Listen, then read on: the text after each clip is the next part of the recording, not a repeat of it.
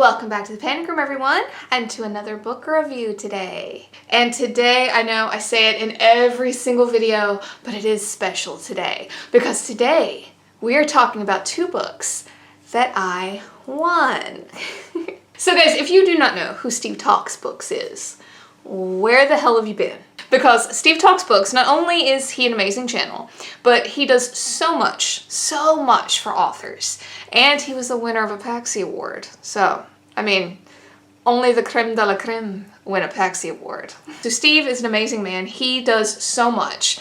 He has, his interviews. He has, these shows that he does, even a podcast. I mean, he's everywhere. He's amazing. I do not know how he has the time to do what he does, but he's an amazing channel. He's very sweet, and he comes off just as so approachable, and I don't know, you kind of have to just go experience him. So I will, of course, have his info linked down below, but he was holding a little contest to see who could name his most recent kind of show that he put together. And I put in page chewing, or chewing pages. I think some derivative of that. And, he picked it. It's page chewing. And that was amazing. That was absolutely so cool. And that was more than enough for me. Just the fact that I got to help him name one of his entities on his channel. But he actually let me pick out books. He let me pick them. Pick them! And then he ordered them for me. How amazing is that? Is that not so cool? So, what I picked was an anthology collection that I had on my wish list forever. And it is The Fiends in the Furrows, book 1 and book 2. So, he was so amazing. I could not believe, I was dying that I got to pick them. I mean, it's one thing to win, but then you get to pick your prize. I mean, how amazing is that?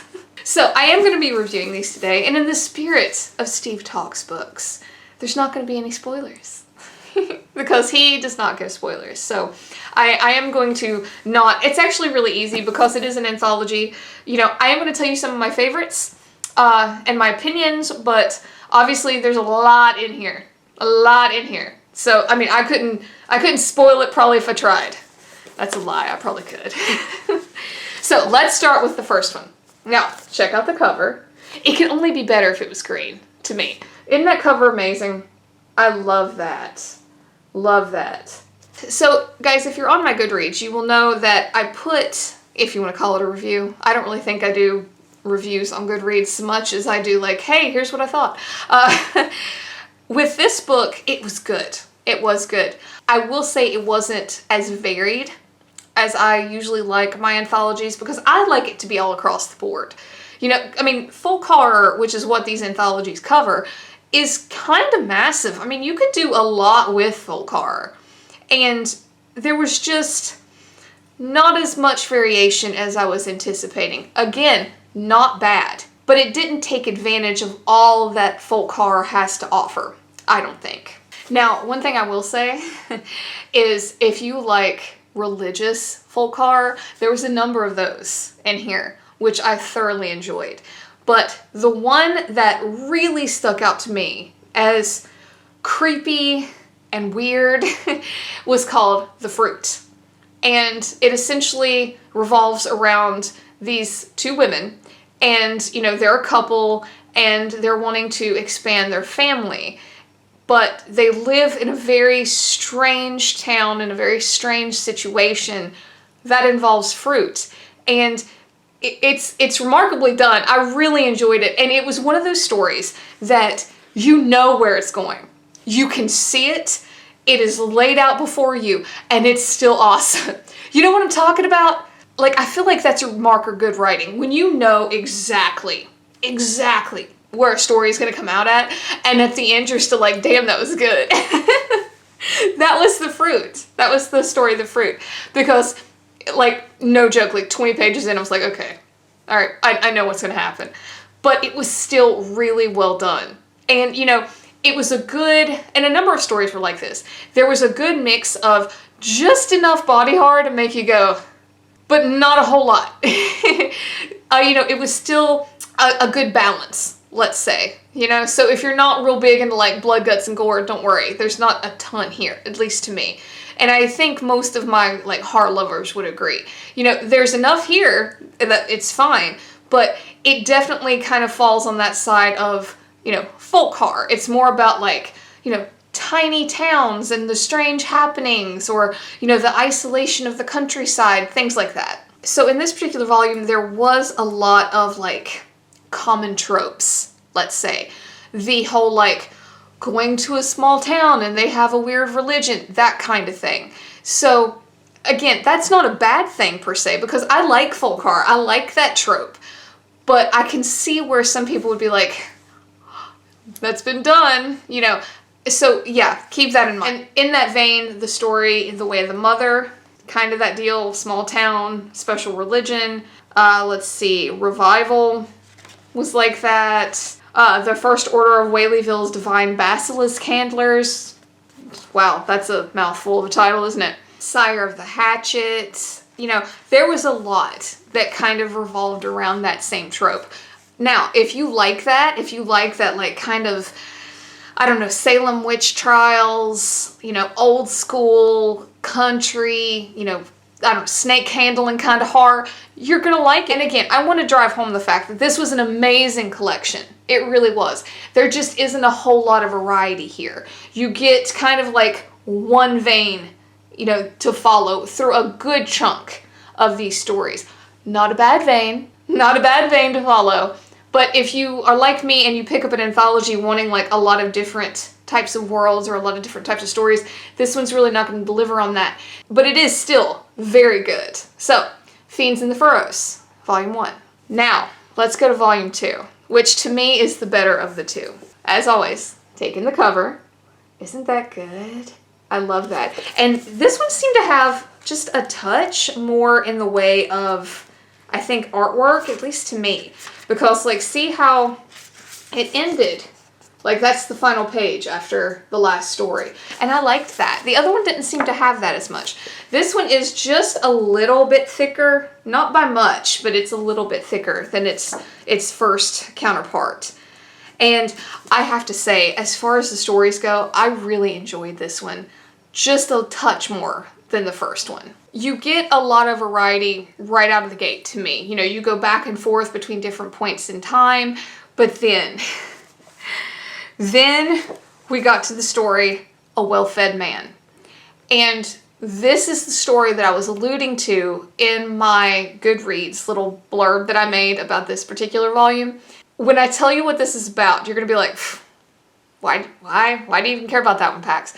Because it's about like a small village. I want to say like Eastern Europe. I don't think they've really nailed down exactly where, but it's definitely set somewhere in Eastern Europe. And it's during the time of a famine. And everything that happens to the human animal when they get hungry. Yeah, I'll let your mind wander there. And you're following a young boy by the name of Arcady. And there was a scene where this man is chasing him. I'm not going to give you any reason why, but he's chasing him, and Arcady hides. And you've seen this. I know you're going to think like, why? Why does this stand out to you?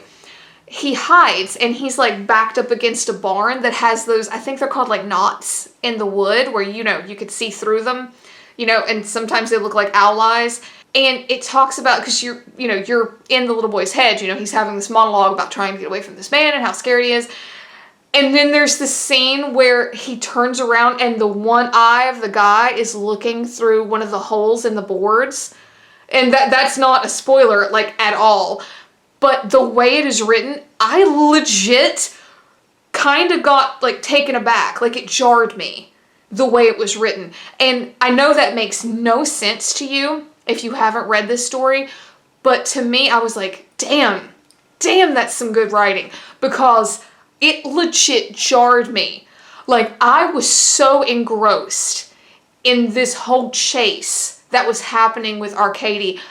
I couldn't look away. It was so engrossing. And then when that, like, eye thing happened, when he was looking through the woods, I was like, you know, like, and I mean, I knew, in my conscious mind, I was like, obviously, you know, he's gonna catch him, like, that's how these things go. But when it happened, it was so well done. So stinking well done. Like that story alone just elevated this one up for me. That's how good that particular scene was. Okay, and then there was this other story called A Deed Without a Name, and the only thing I can think to equate it to is like The Grudge. Now, I'm not a huge fan of that movie, but that whole idea of like a child being used for a purpose, that is sort of like an undertone for this, but it was done so well. So stinking well, and so like ambiguous that, you know, it left the reader wondering like what exactly was happening, but in such a good way, if you know what I mean. So yeah, that was another one that really jumped out at me. You know, and to just compare those two, like the Arcady story that I was telling you about, and then this one, vastly different. Vastly different in the way they were written, in, you know, just the storyline even, you know, everything. And that's what I like in my anthologies. I like difference. I like the stories to be different. I want to see the difference in styles. I want to see the difference in storylines and plots and all that. And yeah, this one did it. It was very creepy, but, you know, very like meta kinda in the same vein. It was a plot that I was familiar with, but it was done so well that you're like, wow, that was really creepy. And there was just enough sprinkling of body horror that made it just fantastic. Oh, and then the other one, The Hanging Tree and the Old Tom Pit. Yeah, and the Old Tom Pit. That one was really good. And it was enough like kind of religious horror, but then you guys know how I like my devil characters. There was a lot of that too. And again, that's not in any way, shape, or form is that a spoiler.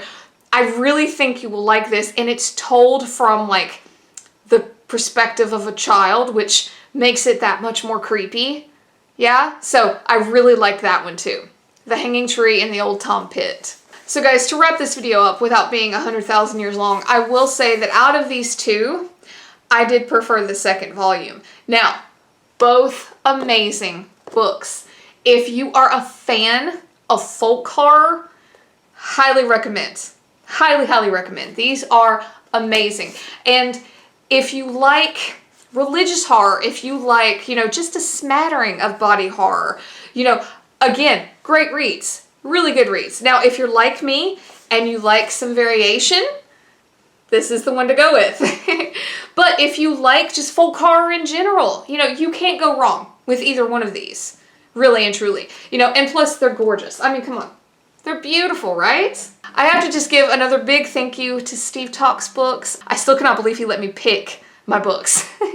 That's just amazing to me. So, thank you, Steve. And guys, again, thank you for hanging out for another review. 2 books again this time. I'm getting better at not talking your ear off, aren't I? But guys, if you like this, please hit like, hit subscribe. It would really help me out. And until next time, bye for now.